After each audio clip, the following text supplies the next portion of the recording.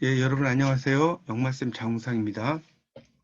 오늘은 중국의 중당 시기의 시인 맹교의 유자음이라는 시와 예이치의 늙은 어머니의 노래, 이 두 작품을 가지고 어머니의 사랑 이런 거에 대해서 한번 공부해 보도록 하겠습니다. 먼저 그 집 떠나는 아들의 노래라는 작품 해석이 있죠. 자애로우신 어머니 손안의 실로 길 떠나는 아들이 몸에 걸칠 옷 만드시네. 떠날 때 촘촘히 꿰매시는 것은 행여 늦게 돌아올까 걱정하신 때문이지. 누가 말하는가. 한뼘 풀같이 작은 마음으로 삼춘의 따사로운 햇살과 같은 은혜를 다 보답할 수 있다고. 자, 이거는 이제 해석이고, 이제 뒤에 이제 유자음이라고 써져 있죠. 유자라고 하는 것은 나그네라는 뜻인데, 결국 여기서는 맹교라는 시인 자신을 가리킨다라고 볼 수가 있겠고요. 음이라는 건 을부름자죠. 그러니까 맹교의 작품입니다. 자, 일단 한시 내용을 보면요. 자모죠. 자애로운 어머니가 수중, 손 안에 이 선이라는 것은 줄선자인데 바느질하는 실을 가리키겠죠. 손 안에 실로 유자, 떠나는 자식의 몸 위에 걸칠 옷, 이걸 만드셨다는 거죠. 임행, 가려고 할 때, 이 임은 이말 임자거든요. 다다를 임자.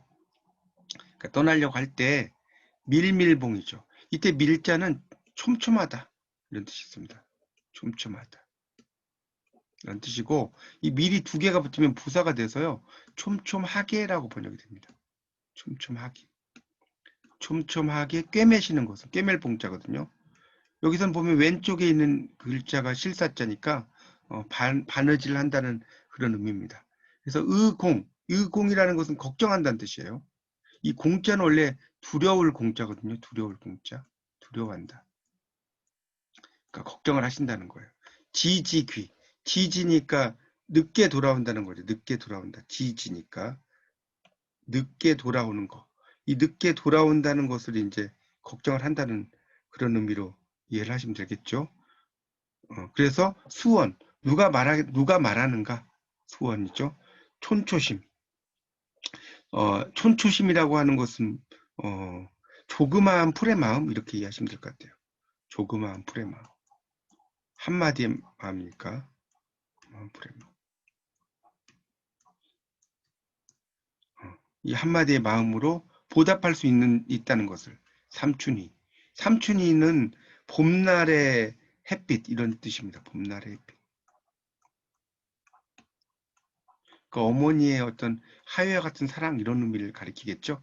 그러니까 이 촌초심과 삼춘이는 반대의 개념이라고 볼 수 있습니다. 자식의 보잘것없는 어머니의 사랑과 어머니의 하회와 같은 자식에 대한 사랑의 대비 이런 걸 통해서 이 작품을 쓰고 있습니다.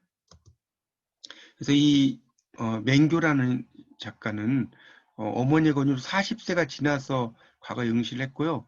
46세에 과거에 합격을 했고 50세가 되어서야 유량현이라는 비스폿을 얻고요. 이 대표 작품이 지금 설명드린 유자음입니다. 그래서 이 작품은 유량에서 어머니를 뵈면서 지은 작품이고요. 이 시의 이제 하이라이트는 가장 마지막 구였어요. 아까 제가 설명을 드린 이 마지막 구 뭐였었죠? 수원 촌초심 보득 삼춘이 이거 있었죠. 이게 이제 이 시의 그 하이라이트라고 볼 수가 있겠습니다. 수언 누가 말하느냐? 촌초심 아주 보잘것없는 그런 마음으로 보득 갚을 수 있다는 거.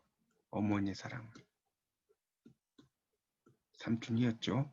그래서 이 촌초심과 삼춘이를 통해서 자식이 어머니에 대한 마음, 어머니의 자식에 대한 마음을 대조적으로 나타낸다는 거죠.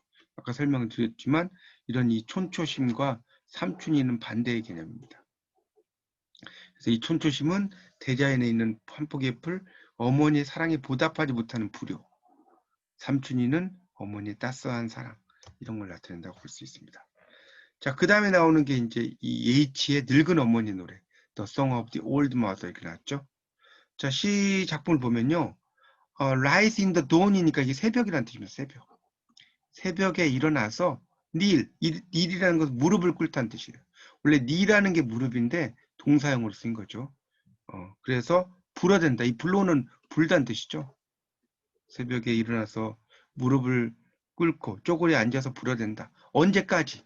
틸이니까 언제까지. The seed of the fire.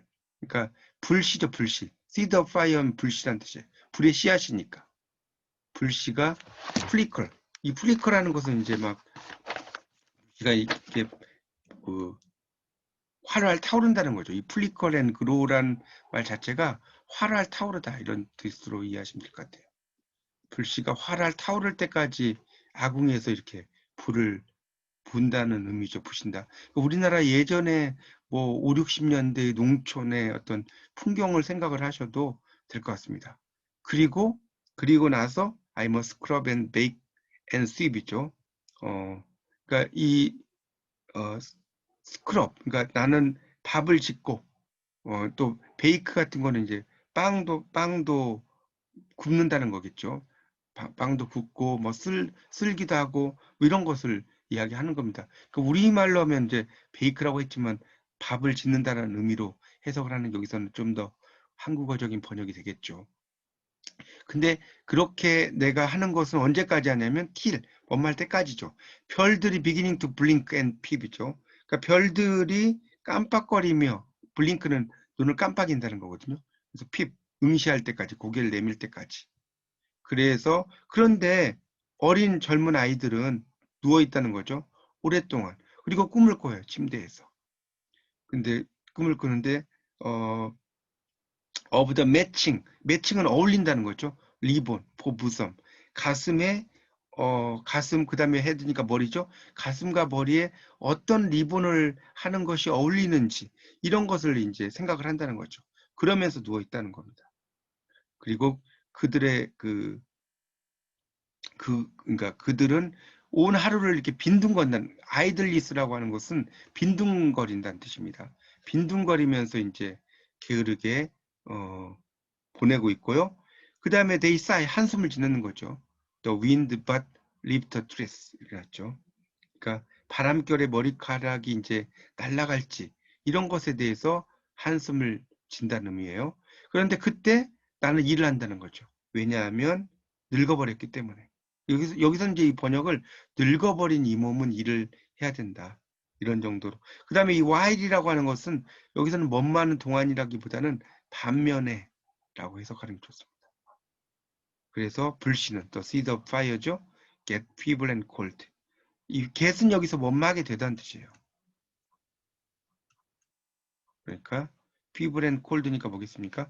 아주 가물가물 거리면서 차갑게 식어만 간다는 거죠. 그러니까 이것은 이제 이 시는 자식의 입장이라기보다는 어머니의 입장에서 이제 그 자식에 대한 이야기, 어머니의 사랑을 쓴 개념이라고 볼 수 있겠죠. 그래서 이제 해석이 나오죠.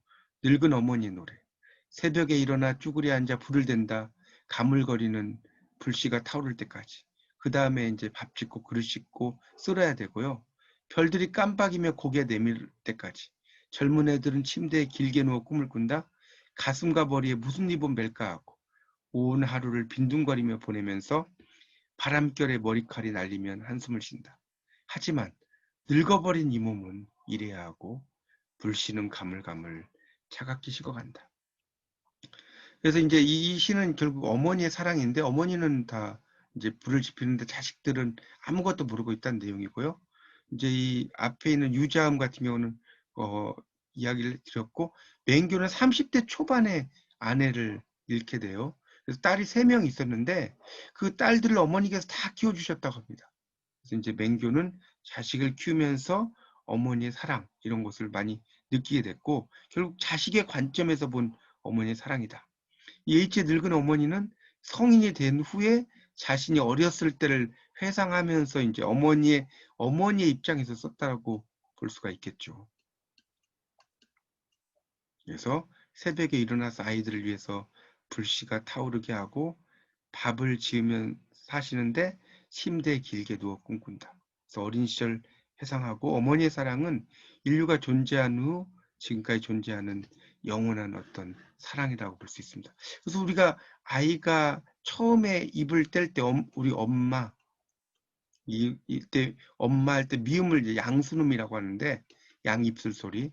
이 어머니에 대한 발음은 세계적으로 전부 다 뭐 서양에서도 마들, 중국어에서도 마마 그러죠. 마마 이런 식으로. 그러니까 이 어머니에 대한 발음은 세계적으로 다 이 양순음 발음하고 관련이 있어요. 그러니까 제일 먼저 아이가 발음할 수 있는 발음이 마라고 하죠. 마.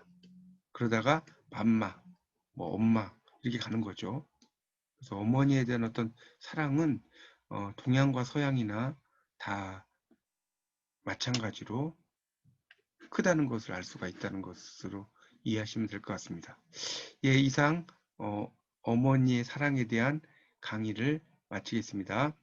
이상 영마쌤 장웅상이었습니다. 감사합니다.